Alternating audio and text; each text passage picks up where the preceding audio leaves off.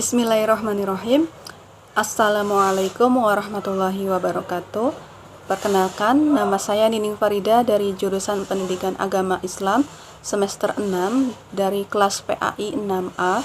Saya di sini akan mempresentasikan sebuah materi yang berjudul Time Management atau manajemen waktu. Nah, baiklah, selanjutnya kita akan membahas tentang manajemen itu sendiri ya teman-teman. Nah, manajemen itu berasal dari bahasa Inggris yang berasal dari kata to manage, yang artinya itu mengurus, mengatur, melaksanakan, dan mengelola. Kemudian, menurut Mary Parker Follett, sebagaimana yang dikutip oleh Ernie, bahwasanya manajemen itu diartikan sebagai seni dalam menyelesaikan sesuatu melalui orang lain.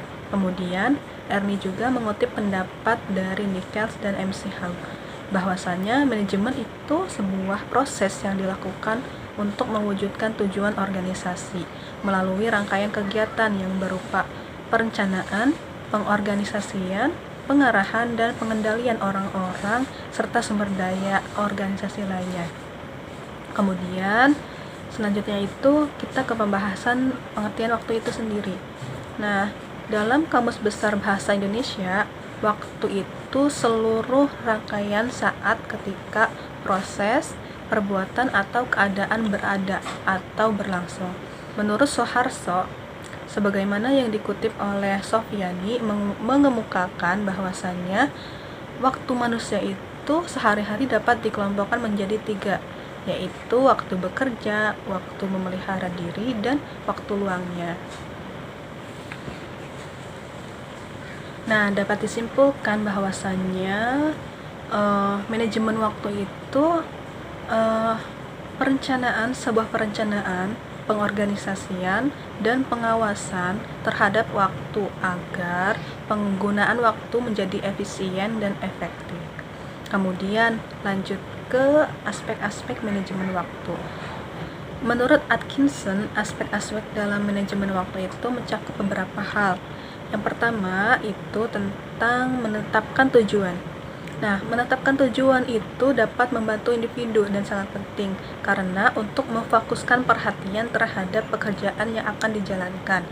Nah, fokus terhadap tujuan dan sasaran yang hendak dicapai serta mampu merencanakan sesuatu pekerjaan dalam batasan waktu yang disediakan. Kemudian yang selanjutnya itu menyusun prioritas. Nah, menyusun prioritas itu perlu dilakukan karena mengingat waktu yang tersedia terbatas dan tidak semua pekerjaan memiliki nilai kepentingan yang sama.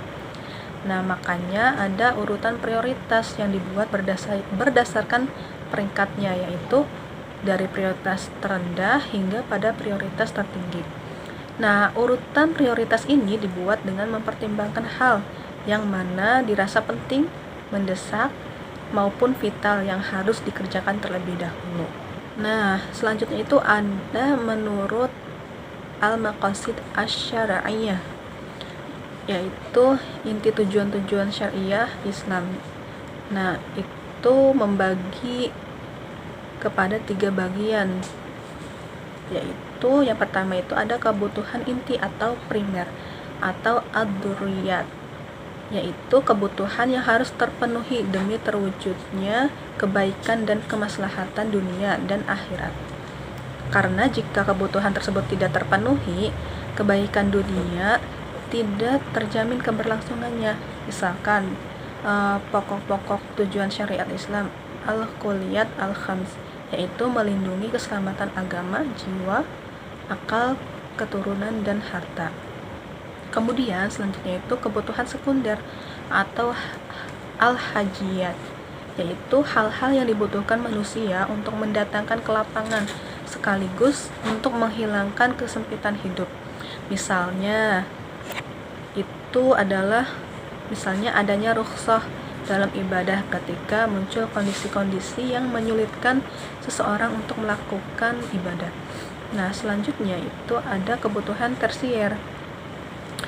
Kebutuhan tersier atau at-tahsinat, yaitu hal-hal yang dibutuhkan sebagai kelayakan seperti akhlakul karimah dan kebiasaan-kebiasaan yang baik. Nah, misalnya itu syarat suci badan, pakaian, tempat dalam ibadah. Nah, selanjutnya itu menyusun jadwal.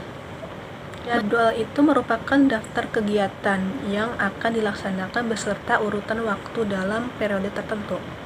Jadi fungsinya menyusun jadwal itu adalah menghindari bentrokan kegiatan dan menghindari kelupaan serta mengurangi ketergesaan. Nah, selanjutnya itu bersikap asertif. Apa sih sikap asertif itu ya gitu. Nah, sikap asertif itu dapat diartikan sebagai sikap tegas untuk berkata tidak gitu, atau menolak suatu permintaan atau tugas dari orang lain dengan cara positif tanpa harus merasa bersalah dan menjadi agresif. Jadi, jikalau kita tidak mampu melaksanakan tugas tersebut, bilang saja tidak. Jika kita tidak mengatakan tidak gitu tuh, nanti akan menyulitkan diri kita sendiri dan akhirnya mempersulit kegiatan yang lainnya. Makanya lebih baik bertindak tegas. Jika tidak bisa, ya bilang tidak bisa gitu ya. Baiklah, selanjutnya itu bersikap tegas, yaitu tadi merupakan strategi yang diterapkan untuk menghindari pelanggaran hak dan memastikan bahwa orang lain tidak mengurangi efektivitas penggunaan waktu. Selanjutnya itu menghindari penundaan. Nah, ini jangan sampai kita menunda-nunda sesuatu. Lebih baik disegerakan supaya tidak adanya kegiatan yang menumpuk atau tugas-tugas yang menumpuk. Nah, selanjutnya itu meminimalkan waktu yang terbuang. Jadi, kalau misalkan ada waktu longgar atau waktu luang itu diisi oleh kegiatan kita yang bersifat positif. Kemudian ada kontrol terhadap waktu, yaitu berhubungan dengan perasaan yang dapat mengatur waktu dan pengontrolan terhadap hal-hal yang dapat mempengaruhi penggunaan waktu itu.